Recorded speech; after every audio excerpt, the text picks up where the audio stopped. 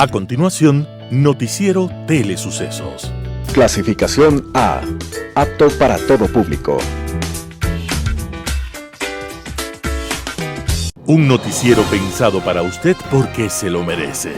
Nos acercamos a la realidad desde diferentes perspectivas. Noticiero Telesucesos. Primera parte del noticiero Telesucesos con las noticias más importantes del día. Amigos televidentes, bienvenidos a una edición más del noticiero Telesucesos, hoy día miércoles 10 de noviembre. Este noticiero llega gracias al auspicio de Preescolar El Parque. La mejor educación preescolar para tu hijo la encuentras en Preescolar El Parque. Tome nota del número telefónico 0997 37 20 81. Comenzamos con la información. Un día como hoy. Hubo un hombre que quiso contar la historia del gaucho argentino en medio de su soledad y de sus sueños. Ese personaje fue el periodista argentino José Hernández y creó a un personaje inmortal en la literatura de su género, llamado Martín Fierro. Martín Fierro representa la dureza de la vida pampeana y canta con sabiduría y profundo vuelo poético a todos los temas de la vida, y él mismo se presenta de esta manera. Yo no soy cantor letrado, mas si me pongo a cantar, no tengo cuándo acabar y me envejezco cantando. Las coplas me van brotando como agua de manantial. Y de esta forma describía la dureza y la libertad de vida en medio de la pampa inmensa. Mi gloria es vivir tan libre como el pájaro del cielo. No hago nido en este suelo donde hay tanto que sufrir. Aquel gaucho poético, contestatario y rebelde, defendía de esta manera su forma de cantar y de decir lo que pensaba. Y no piensen los oyentes que del saber hago alarde. He conocido, aunque tarde, sin haberme arrepentido, que es pecado cometido el decir ciertas verdades. José Hernández, el autor del gaucho Martín Fierro, estaba naciendo un día como hoy, 10 de noviembre de 1834, y nos recuerda que debemos recordar a Martín Fierro, a aquel rudo personaje de campo, cuando nos dice: de naide sigo el ejemplo, naide a dirigirme viene.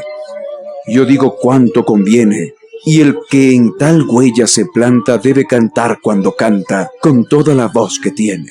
Las principales noticias del día.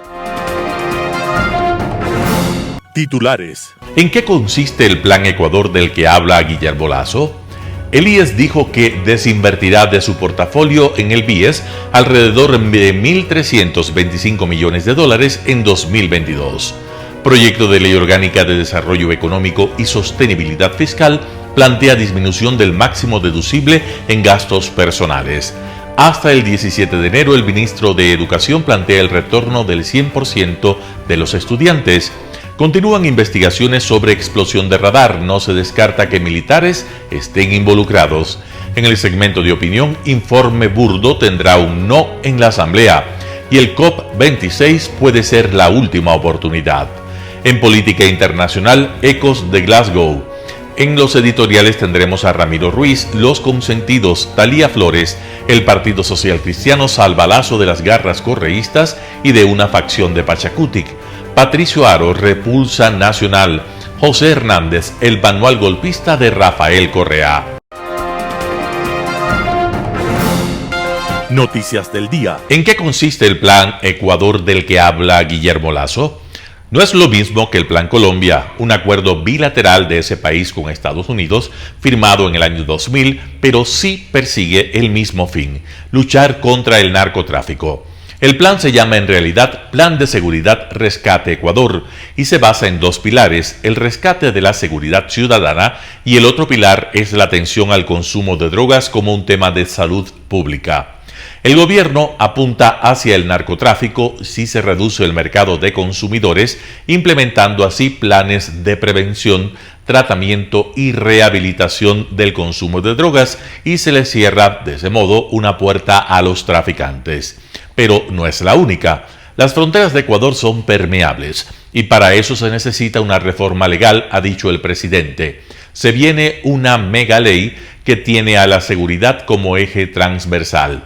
Y es allí, al momento de tratar de vender el alcaloide dividido en pequeñas dosis, donde nace la guerra por el territorio en las calles y en las cárceles, sobre todo en Guayaquil, ciudad portuaria por donde sale el 80% de la cocaína con destino a Europa y los Estados Unidos, camuflada en cargueros con banano y otras materias primas. Una de esas reformas tiene que ver con la anunciada ley de derribo de aeronaves clandestinas que el presidente enviará a la Asamblea Nacional. El IES dijo que desinvertirá de su portafolio en el BIES alrededor de $1.325 millones en 2022. La falta de asignación de recursos de parte del gobierno central y por deudas del Ministerio de Finanzas con el IES, el banco del IES, el BIES, en 2022 desinvertirá $1.325 millones. El IES solicitó para el 2022 al Ministerio de Finanzas un presupuesto de $2.834 millones, pero el gobierno central solo le asignará $1.583 millones, según la proforma presupuestaria 2022. La proforma 2022 se halla en discusión al interior de la Comisión de Régimen Económico de la Asamblea Nacional. El IES dijo que desinvertirá de su portafolio en el BIES alrededor de $1.325 millones en el próximo año. El portafolio de inversiones total ascendía a $20.978 millones en septiembre de 2021. Durante una exposición ante la Comisión de Régimen Económico, Freddy Monge, gerente general del BIES, dijo que de los $20.978 millones del portafolio del IES, 10.650 millones están invertidos en préstamos hipotecarios, quirografarios y prendarios. Otros 8.527 millones del IES están invertidos en bonos del Estado y el resto de los ahorros de los jubilados y de los afiliados están invertidos en el sector privado, en papeles de renta variables, en proyectos inmobiliarios y en fideicomisos. El rendimiento del portafolio de inversiones del BIES al 30 de septiembre alcanzaba una tasa promedio del 8.30%, por lo que si hay que desinvertir, se perderá parte de esos rendimientos. Proyecto de Ley Orgánica de Desarrollo Económico y Sostenibilidad Fiscal plantea disminución del máximo deducible en gastos personales. El ministro de Finanzas, Simón Cueva, explicó la reforma tributaria presentada por el Ejecutivo, el proyecto de Ley Orgánico de Desarrollo Económico y Sostenibilidad Fiscal. La reforma tributaria busca recaudar $1.900 millones durante los 2 primeros años de vigencia, es decir, en 2022 y en 2023. Este segundo año será el de mayor impacto. Una de las medidas de la reforma es la reducción del monto de dinero que las personas pueden deducir como gastos personales a la hora de pagar el impuesto a la renta.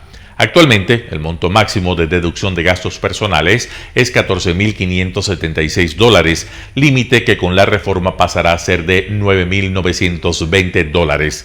Es una disminución de $5.000 que equivale a la mediana de gastos personales que deducen los contribuyentes en el país. Los gastos personales que se pueden deducir del impuesto a la renta y que se mantendrán con la reforma son alimentación, educación, arte y cultura, salud, vestimenta, vivienda y turismo. En general, el gobierno prevé que el 87% de la recaudación adicional de impuestos recaiga en las personas que ganan más de $5.000 al mes y que tienen un patrimonio de $1 millón y sobre las mayores empresas. En cambio, el 13% lo asumirán las personas que registran ingresos entre $2.000 y $5.000. Esto significa que el proyecto de ley afecta únicamente al 3.4% de la población económicamente activa. Hasta el 17 de enero, el Ministerio de Educación plantea retorno al 100% de estudiantes. El COE Nacional y las mesas técnicas de salud evalúan la propuesta presentada por el Ministerio de Educación para el retorno de todos los estudiantes a clases presenciales de manera escalonada y obligatoria desde el 22 de noviembre del 2021. El objetivo del Ministerio de Educación es que hasta el 17 de enero del 2022 vuelvan a las aulas el 100% de los alumnos del país. Varios padres de familia consideran que sus hijos deben regresar a clases presenciales por temas de mejor aprendizaje y salud emocional, pero se preguntan cómo se garantizará el cumplimiento de las medidas de bioseguridad en los planteles públicos. Hasta el jueves 4 de noviembre, según registros del Ministerio de Educación, 612.666 alumnos se han acogido a algún tipo de presencialidad de forma voluntaria. Más de 72.000 docentes son parte de este retorno. Maestros fiscales que dan clases híbridas y virtuales aún tienen dudas al respecto. Están de acuerdo con el retorno, pero desde el punto de vista académico. Sin embargo, les preocupa la capacidad del sistema público. La resolución del COE nacional se conocerá el 15 de noviembre. El manejo que se ha dado hasta el momento en el retorno progresivo a clases y la vacunación de docentes y estudiantes son factores para que la plenaria acepte el pedido de la ministra de Educación, María Brown. Daniel Simancas, epidemiólogo, considera que el retorno en noviembre es factible siempre y cuando sea escalonado. Así se puede controlar medidas de bioseguridad y manejar posibles errores. El médico además pide tomar en cuenta los resultados del último feriado largo que empezarían a notarse de 3 a 5 semanas después. Además recuerda que se vienen las fiestas de diciembre. En tanto, la ministra María Brown menciona que la presencialidad en la educación es lo único que puede garantizar que se reduzcan los índices de deserción escolar y exclusión educativa. El retorno sería obligatorio. Brown dijo que las familias cuyos hijos no puedan asistir por enfermedades agravantes o condiciones similares podrán optar por instituciones que ofrezcan educación a distancia o semipresencial. La propuesta presentada al COE dice que a partir del 6 de diciembre podrían regresar a clases presenciales el resto de los bachilleratos, además de los estudiantes de básica superior. Y el 17 de enero se espera que vuelvan a las aulas el 100% de las instituciones educativas del país, con estudiantes de todos los niveles. El cronograma se armó así, considerando el avance de la vacunación en cada grupo. A escala nacional, el 30.3% de los niños de 5 a 11 años ya han recibido la primera dosis anti-COVID. El 74.67% de los chicos de 12 a 17 años ya recibió una dosis y el 34.7% completó el esquema de vacunación. El médico epidemiólogo Simancas considera que el país debe tener la capacidad de iniciar clases presenciales, pero también de regresar a la teleeducación según la situación epidemiológica. Continúan investigaciones sobre explosión de radar. No se descarta que militares estén involucrados. El 8 de noviembre del 2021 se informó que la base del radar donde se produjo la detonación quedó destruida y eso inhabilitó el funcionamiento del equipo. Técnicos están determinando la magnitud de los daños. El ministro de Defensa dijo que no se sabe el tiempo que permanecerá dañado ni el costo de la reparación y explicó que este dispositivo está asegurado desde el 17 de septiembre de 2021. Además, en una rueda de prensa, aseguró que no está descartado que exista personal militar involucrado en la explosión del radar. Ya se han realizado los procedimientos necesarios para que Fiscalía tome las versiones a los 8 miembros de la Fuerza Aérea Ecuatoriana que estaban a cargo de la seguridad del radar. No vamos a dejar de lado ninguna investigación, aseguró el ministro. Además, ordenó la disposición de una comisión del Ministerio de Defensa que se conforme para que realice una investigación y una indagación paralela. El radar comenzó a operar el 27 de octubre de 2021 y su objetivo principal era detectar a las narcoavionetas que aterrizan o despegan en pistas clandestinas. En relación con el daño que sufrió el dispositivo, Hernández dispuso que en poco tiempo se corrija esta limitación en el control del espacio aéreo. Un panorama de noticias para su estatura intelectual.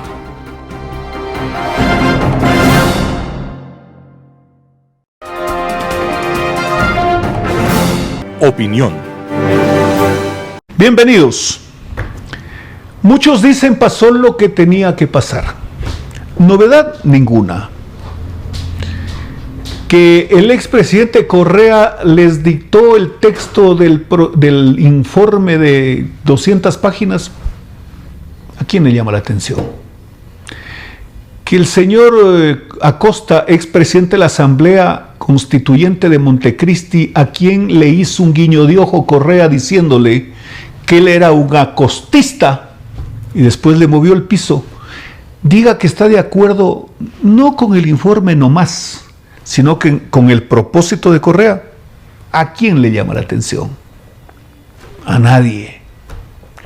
Que esta comisión elaboró un informe sin haber conseguido un documento de los que dicen constan en esto que se llama la investigación de Pandora Papers.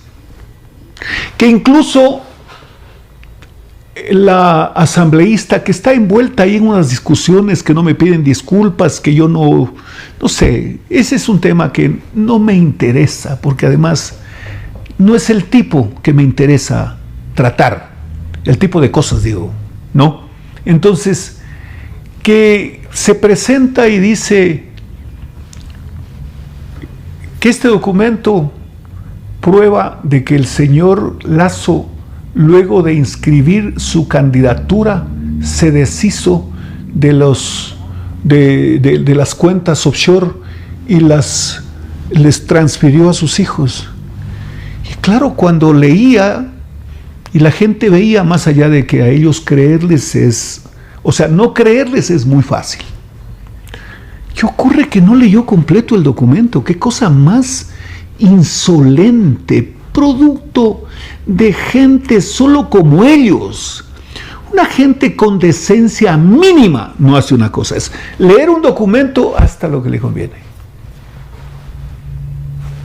Pero el documento está ahí, pues.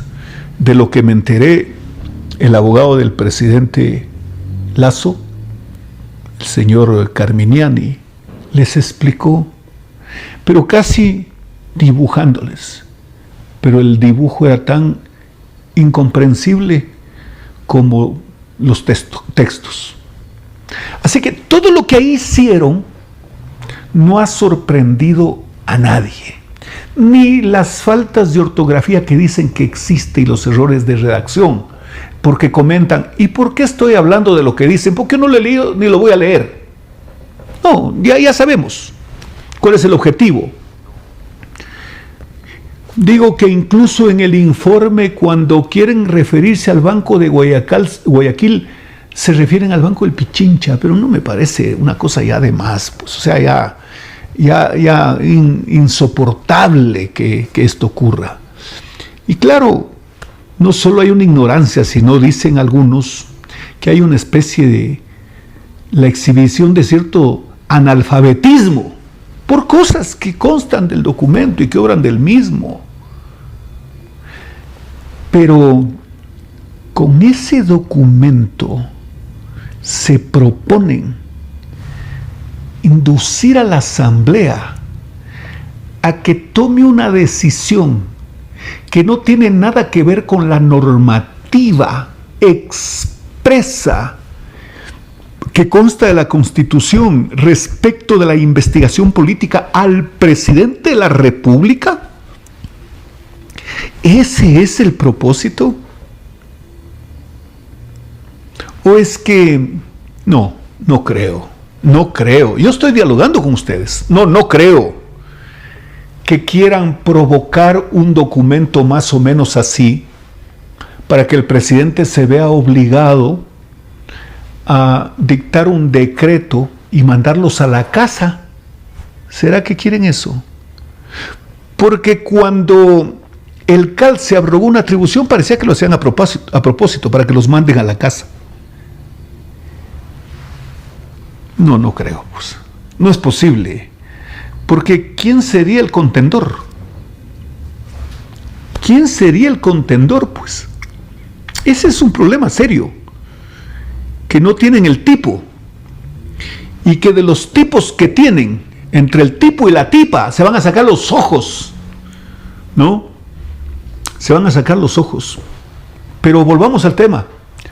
¿Qué pretende esta comisión? Y parecería, sí, esa es una lectura, parecería que los asambleístas de otros partidos políticos, y no me refiero al partido de las 6, no, me voy a referir en un capítulo distinto, de otros partidos políticos, digo, parecería que eso los ha hecho no solo dudar, reaccionar, gente del mismo Pachacútec, la propia presidenta Yori.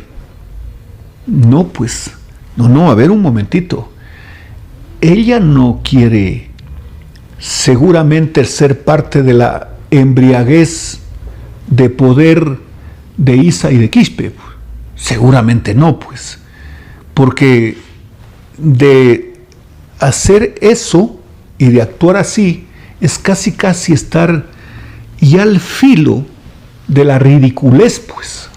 No solo la ridiculez, sino que puede ser algo mucho más grave. No solo enviándolos a la casa, pero bueno. Este instante, cuando he escuchado a la segunda vicepresidenta de la Asamblea decir que se reúne con el presidente de la República y que el bloque Izquierda Democrática se va a reunir con el presidente de la República, bueno, nos hace pensar que los legisladores están entrando en razón respecto del momento de la coyuntura. A ver, están tratando un proyecto de reforma tributaria. Tienen 30 días y, si no me equivoco, han pasado 10. Y lo fundamental en este momento es eso. Porque ha de entenderse que el presidente tiene sus recursos, como por ejemplo, me aprueban, veto parcialmente, y ustedes vean si pueden reunir los 92 votos, lo cual esa mayoría calificada se quedaría casi marcada, pero para los otros, como que de ahí no pasan, para cualquier cosa. Porque así tiene que ser la vida, pues. Entonces, legisladores de Izquierda Democrática, yo he visto a Dalton Bacigalupo en una actividad y en una actitud realmente llena de pundonor. Por la democracia. Por la democracia. No es un asunto que tenga otra motivación que no sea eso de lo que yo lo escucho, ¿no? Vuelvo y repito, y algunos legisladores de Pachacútec, los independientes, los del gobierno. La lista 6 hace un comunicado y dice: el discrepar no es conspirar. Esa no es una noticia esa no es una noticia ni una frase de filosofía profunda ni de lejos. Lo único que me llama la atención es que dice, no, en la asamblea no, pero las otras funciones que cumplan con su obligación. ¿Cómo? ¿Qué?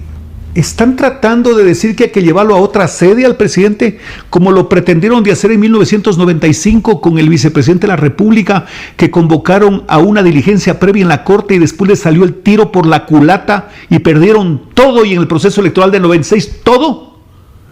¿Esa es la pretensión? Señoras y señores, tenemos que estar muy atentos, porque perro que come vetas si no la muerde, la huele. Bienvenidos. Un gusto haber estado con ustedes.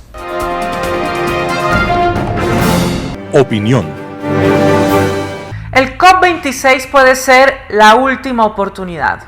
Entre el 31 de octubre y 12 de noviembre se lleva a cabo en la ciudad de Glasgow la Conferencia de las Naciones Unidas sobre el Cambio Climático, más conocida como COP26. Para muchos, esta reunión será trascendental para alcanzar un acuerdo que obligue a los estados a reducir sus emisiones de CO2 hasta en un 45% hasta el año 2030. Según han indicado algunos comités científicos que investigan los efectos del cambio climático, estamos en el límite para tomar acciones que permitan frenar el incremento de temperatura a 2 grados centígrados. De esta manera se podrán contener episodios como climas extremos, incendios forestales incontrolables y el descongelamiento de los glaciares. Pero para combatir este problema, la institucionalidad internacional no es suficiente. Desgraciadamente, el vaivén político de los estados nacionales influye para que muchos gobiernos cumplan parcialmente los compromisos adquiridos en las cumbres climáticas realizadas ya desde 1992. Esto no significa de ninguna manera que debemos quedarnos cruzados de brazos. Los gobiernos deben ser conscientes que este problema no se resuelve solo desde lo público. Debe incluir a varios actores de la sociedad para impulsar estrategias que permitan reducir la emisión de gases de efecto invernadero. Se pueden implementar incentivos tributarios para el sector privado, como deducciones al impuesto a la renta para los gastos, inversiones o patrocinios destinados a planes o programas de forestación, reforestación, saneamiento o remediación ambiental. La transición hacia energías limpias también es urgente. Es por esto que es necesario incentivar su inversión y consumo y así salir de manera ordenada de la primacía de los combustibles fósiles. De igual manera, el cuidado a la flora y la fauna es esencial para la estabilidad de los ecosistemas. De acuerdo con un estudio de la Universidad Nacional de Costa Rica, la biodiversidad es el recurso estratégico más importante que tienen varios países, entre ellos el nuestro Ecuador, así que es nuestra obligación protegerlo. Los ciudadanos también tenemos nuestro grado de responsabilidad para evitar que el cambio climático siga afectando al planeta. La separación adecuada de residuos sólidos, la reducción del consumo de papel y plástico de un solo uso son pequeñas acciones que en conjunto marcarán la diferencia. El planeta Tierra es nuestro único hogar. Es nuestra obligación ética dejar un planeta en mejores condiciones para las futuras generaciones. Muchas gracias. Global Hoy con Alan Carden. La cumbre climática de Glasgow ha dejado más dudas que certezas. El hecho de que la delegación más numerosa a la misma haya sido la que representó a las empresas detrás de las energías fósiles, es decir, el petróleo, el gas y el carbón, habla por sí mismo y demuestra el enorme poder que estas empresas detentan en el mundo de la energía. La dura evidencia de la crisis energética que están viviendo de cara ya al muy próximo invierno boreal, Europa, China y hasta Estados Unidos, aunque en menor medida, hará que el uso de combustibles fósiles alcance unos picos extraordinarios en los próximos meses. Pero más allá de lo coyuntural, se hace evidente la irresponsable complacencia que ha vivido el mundo respecto de las muy claras señales sobre los límites sostenibles del uso de esos combustibles por su impacto en el medio ambiente.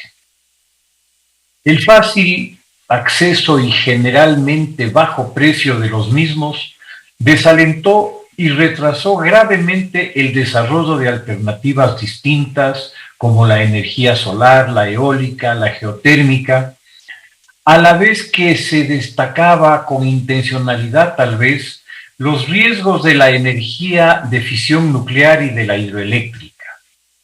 Los resultados están a la vista. Asistimos a una gravísima dependencia mundial de los combustibles fósiles.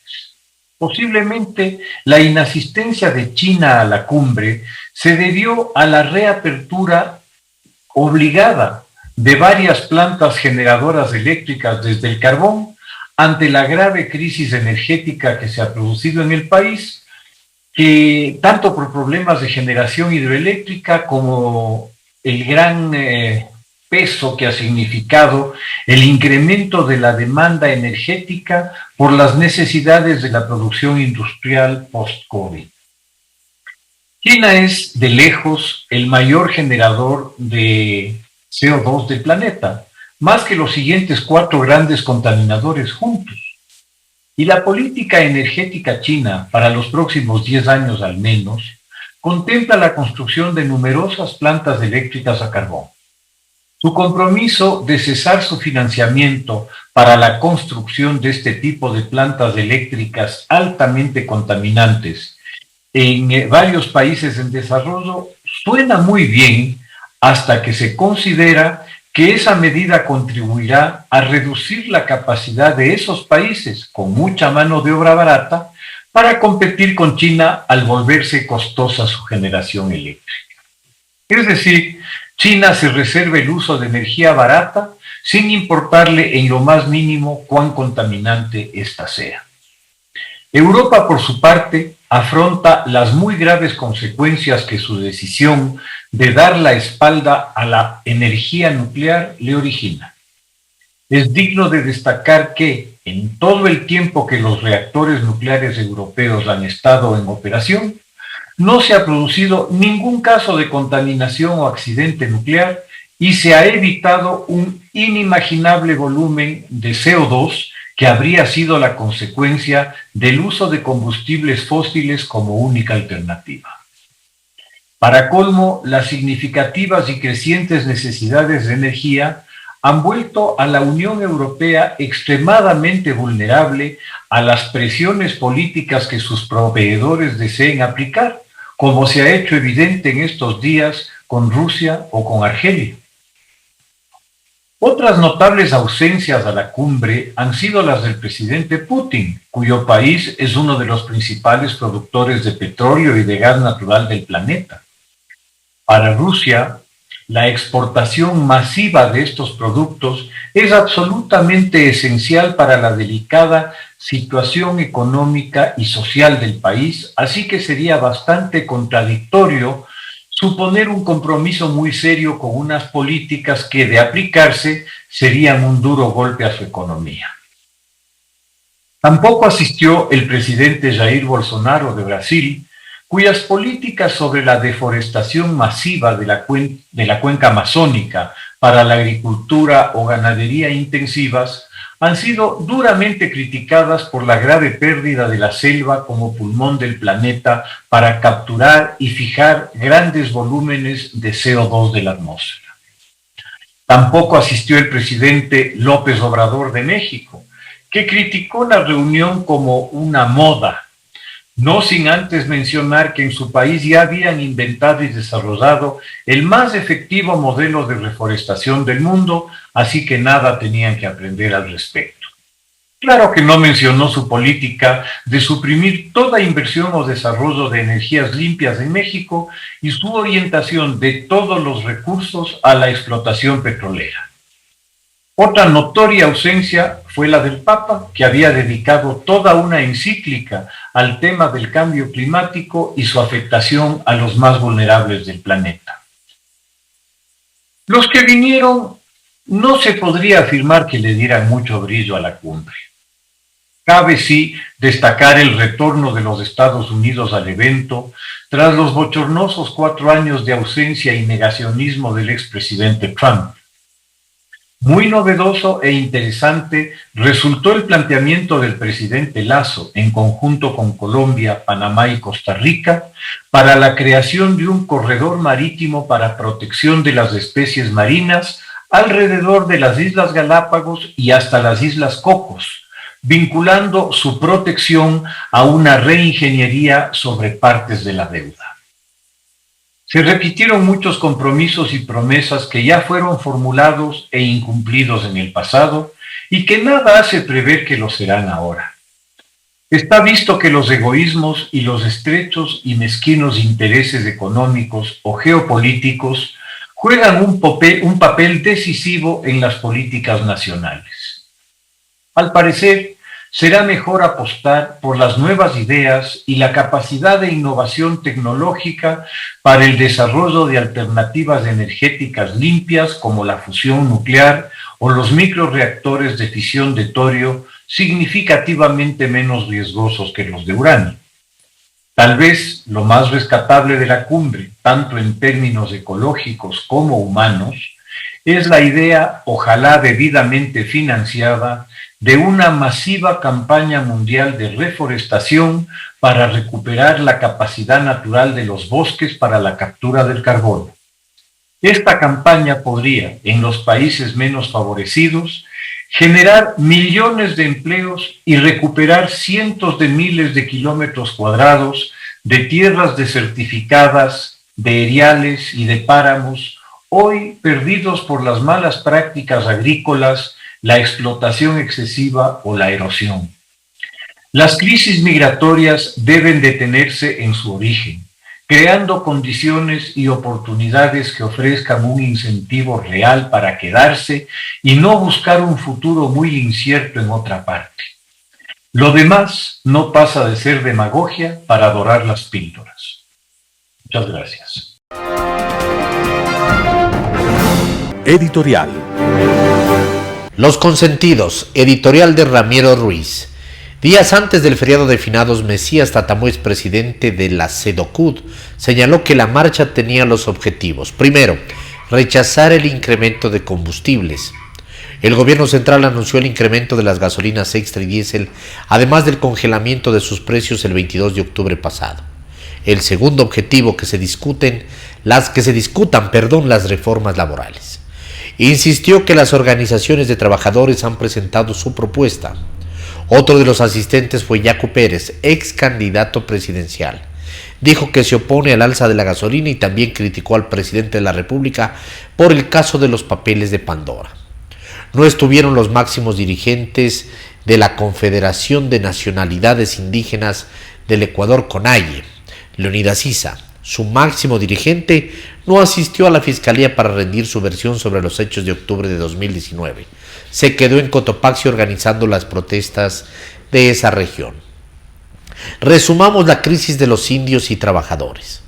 En el campo hacen falta carreteras, aunque de tercer orden, pero pavimentadas con cunetas apropiadas, financiamiento y préstamo para los pequeños agricultores. Guillermo Lasso puso en marcha préstamos con 1% de interés anual y 30 años de plazo privilegiado.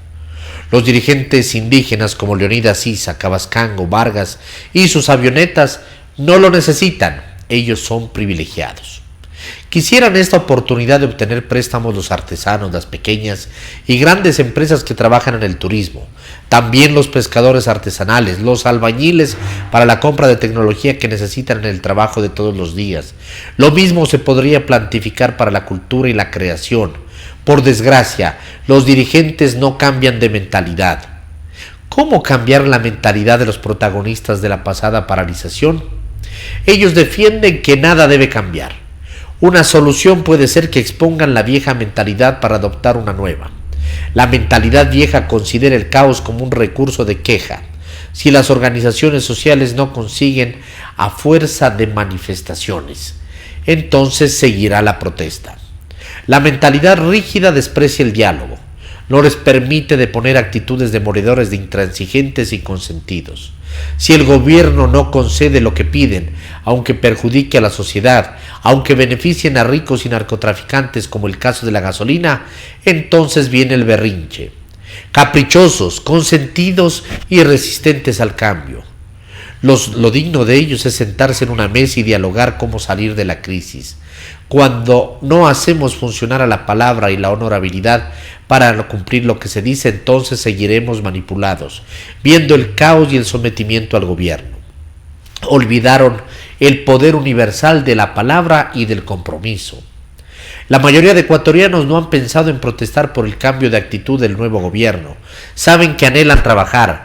El trabajo merece el hombre y la mujer, el negro, el indio, el joven, el anciano, todos. Los ecuatorianos no necesitan más. El trabajo salva vidas, devuelve la tranquilidad y la actitud efectiva. El indio ha sido históricamente víctima de la dependencia, primero del cacique, después del español barbudo, del cura y el alguacil, del alcalde y el legislador, ahora del presidente y sus ministros. La dependencia los ha hecho inútiles, no pueden valerse por sí solos. Es triste que esta dependencia cobró víctimas en naciones enteras. A esta dependencia se unen las organizaciones que protestan por costumbre. Dependientes, odiadores y sufridores no pueden dejar el autoflagelo. Se miran como víctimas excluidas, mimados por los gobiernos. Leopoldo Benítez escribió en 1950 de esta manera: se comienza a perder la idea de nación para dar paso a un pasado primitivo, a las tribus, a los nómadas, y paradójicamente, como en un encuentro entre lo absolutamente moderno y lo arcaico, a las comunidades de naciones. La cultura de masas responde a una necesidad de los centros de poder: mantener el conformismo, alentar el consumismo. Todos los pueblos cuentan entre sus episodios gestas heroicas, hondos deseos de transformación. La historia, cuando se estudia, señala en una dirección. Es un deseo de cambio en permanente oposición a la inmovilidad. Editorial de Ramiro Ruiz. El Partido Social Cristiano salva a Lasso de las garras correístas y de una facción de Pachacutic. Talia Flores, primicias. Desde Argentina, donde en estos días el expresidente prófugo alardea sobre el respeto y la observancia de las leyes que cuando ejerció el poder violentó, exigía que Guillermo Lasso renuncie a la presidencia de la República, y lo hacía sin sonrojarse porque la vergüenza la perdió hace rato. Con una sincronía que solo confirmaba la dimensión del ardid, el eje bolivariano se había activado para intentar sacar del poder al mandatario ecuatoriano sin siquiera advertir el daño inmenso que supondría para el país y para su frágil democracia, porque si no están ellos en el poder, eso importa poco. Solo había que oírlos y leerlos para darse cuenta de que estaban entregados en cuerpo y alma a la confabulación, a cuenta de que el nombre del presidente Lasso apareció en los Pandora Papers. El plan funcionaba a pedir de boca porque nadie dudó que una comisión de mayoría opositora, a la que se le entregó sin argumentos la investigación del caso, arranchándole de las manos de la comisión de fiscalización a la que sí le correspondía, cumpliría lo encomendado y presentaría un vergonzoso pero audaz informe. Con esa arma letal en manos enemigas, todo presagiaba una hecatombe política. El fin de semana, el círculo rojo del país se dedicó por entero al asunto. La especulación, el rumor y el miedo se desataron. Tal como estaba la correlación de fuerzas en la Asamblea Nacional, solo parecía cuestión de tiempo para que se consumara el relevo en Carondelet. Una y otra vez sumaban los votos de los asambleístas para saber con cuántos mismos se contaría. Para muchos, la caída era un hecho. Creían tener los 91 votos. El Ministerio de Gobierno y el Gabinete en pleno sacaron sendos comunicados condenando el complot. Así estaba el ambiente cuando una explosión en el radar, recién instalado en el cerro de Montecristi para detectar las narcoavionetas, puso el toque dramático al diseño de los escenarios políticos que se perfilaban. Pero ocurrió lo imprevisto. Pasado el mediodía del domingo 7, un comunicado de las 6 y sus aliados, esto es, del Partido Social Cristiano liderado por Jaime Nebot, echó abajo el andamiaje conspirativo levantado con más deseo que realidades y dio un giro a todo lo imaginado hasta ese momento. Una frase encabezaba el comunicado: que ahora sí les quede claro, discrepar no es conspirar. Así sacaban el clavo de la acusación que su líder integraba un supuesto triunvirato que había hecho Lasso. El Partido Social Cristiano fue explícito para marcar distancia del informe que recomienda la destitución del presidente de la República por supuesta conmoción interna. Esa causal no es aplicable en este caso. Al tenor de 2 dictámenes de la Corte Constitucional, sentenció el comunicado social cristiano, desarmando el tinglado. De inmediato, sin importarle quedar en evidencia como uno de los principales conjurados, Correa expresó su frustración. En su cuenta de Twitter, en la que tiene más de 3.700.000 seguidores, escribió: las fuerzas patrióticas deberían aprender de la oligarquía, siempre se unen cuando ven sus intereses en peligro. El mundo político se quedó de una pieza. Los tuiteros, que son parte de una matriz de mensajes, siguieron la corriente diseñada para el efecto. Los que odian al Partido Social Cristiano, dejándose llevar por la inquina, pusieron en duda el categórico mensaje y expresaron sus sospechas.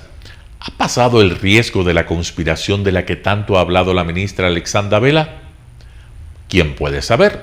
Es la política y estamos en Ecuador.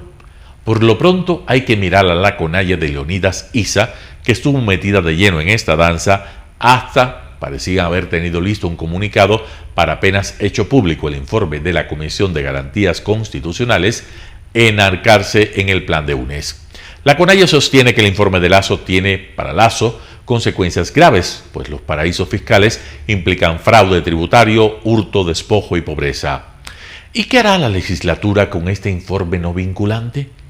La Comisión de Garantías Constitucionales, a la que, con 105 votos de UNES, Pachacutic, Social Cristianos e Izquierda Democrática, se le encargó investigar el caso Pandora Papers, concluyó pedir al Pleno que, en un plazo máximo de 8 días, verifique las supuestas inobservancias de Lasso al pacto ético y que el primer mandatario comparezca ante la Asamblea.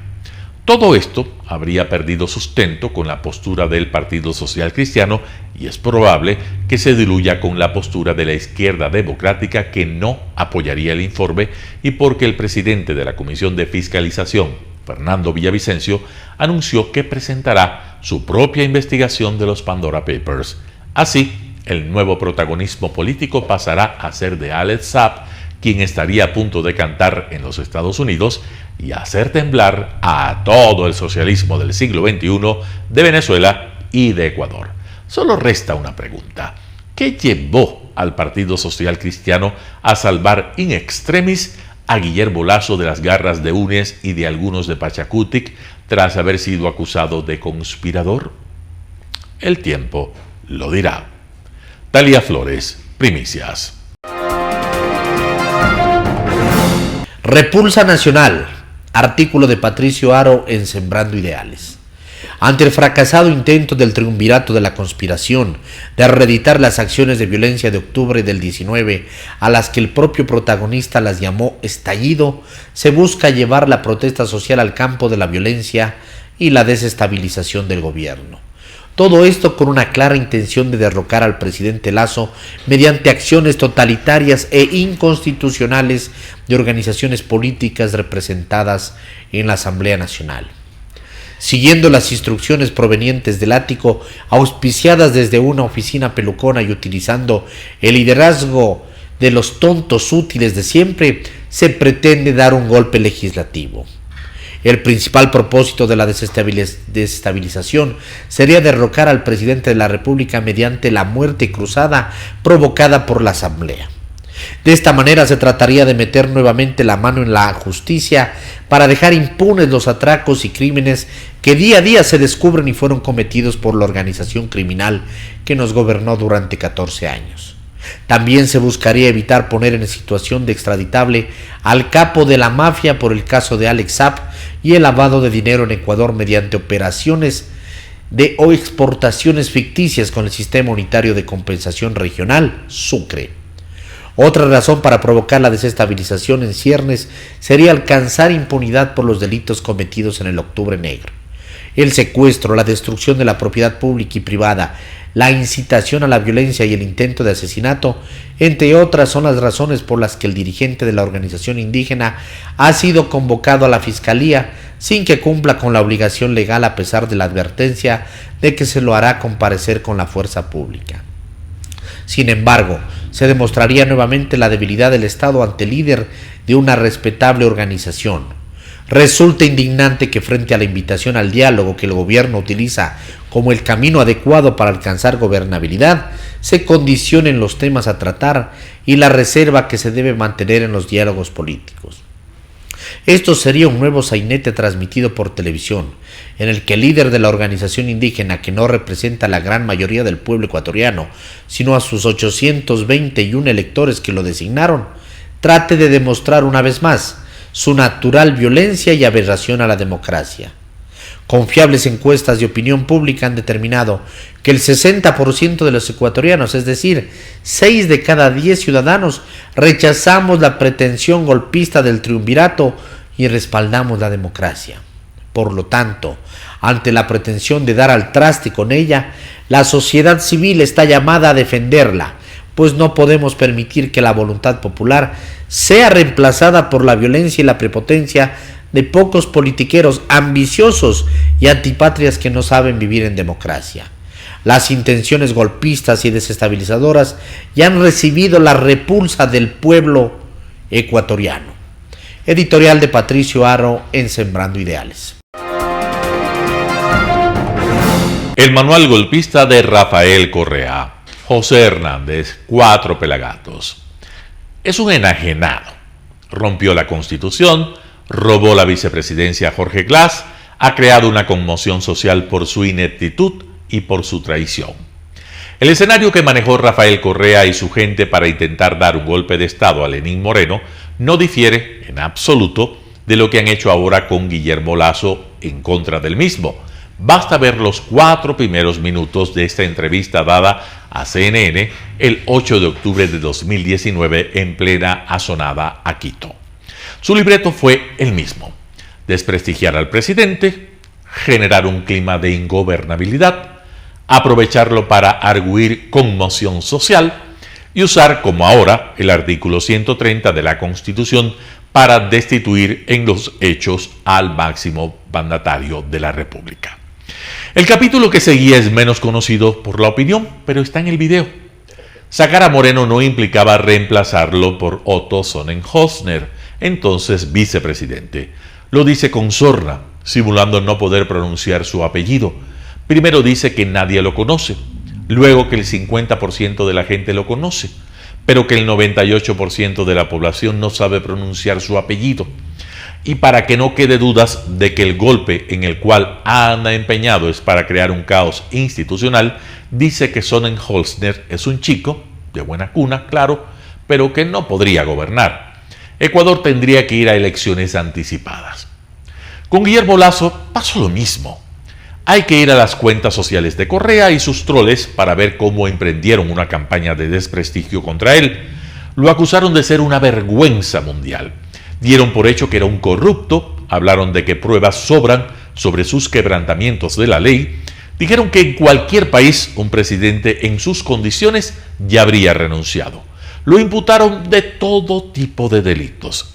La conmoción social ni siquiera la esperaron. La decretaron los 47 correístas con la complicidad de otros 58 asambleístas en el encargo que le hicieron a la Comisión de Garantías Constitucionales. Y luego, los correístas y otros más taimados esperaron a que el 26 de octubre la mecha prendiera. En vano. Así, el golpe contra Lasso, por enrevesado que pareciera, fue programado de la misma forma que se operó contra Lenín Moreno: desprestigiarlo, volverlo rehén de una conmoción social y destituirlo pretextando su falta de legitimidad. Por supuesto, no es un asunto político y Correa lo ha vuelto a decir con ánimo de que le crean. Es un asunto legal y ético, dice.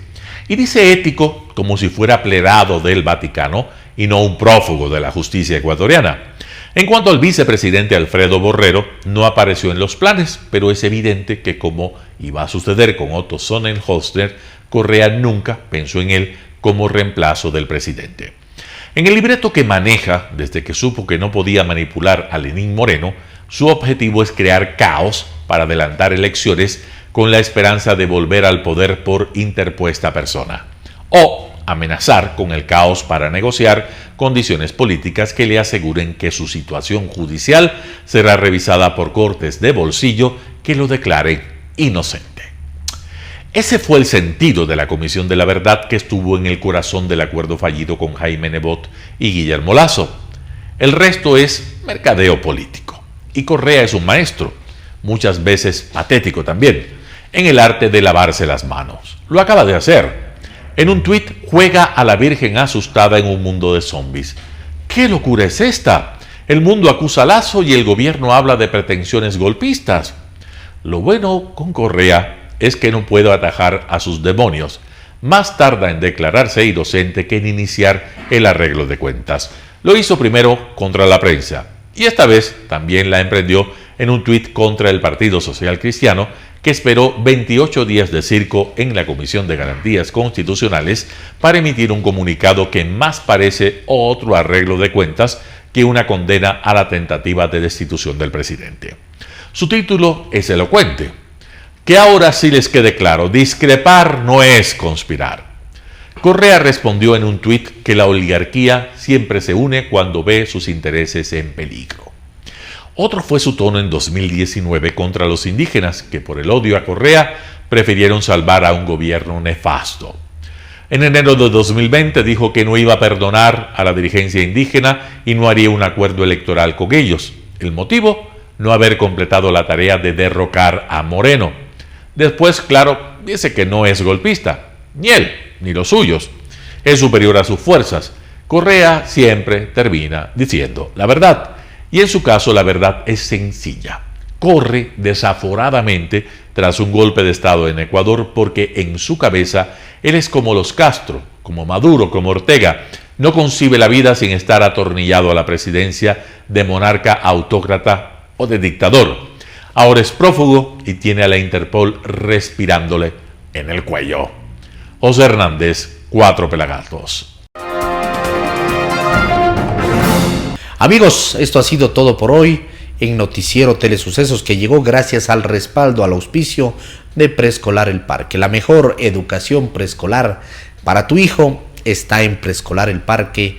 Llama para más información al 0997 37 20 81. Hasta aquí el noticiero. Recuerda seguirnos en nuestras redes sociales: Facebook Telesucesos Quito, Instagram @Telesucesos bajo, Twitter @Telesucesos 29, en YouTube como Telesucesos HD y en nuestra página web www.telesucesos.net. Hasta mañana, pasen bien. Lo mejor de la mañana informando para usted. Noticiero Telesucesos.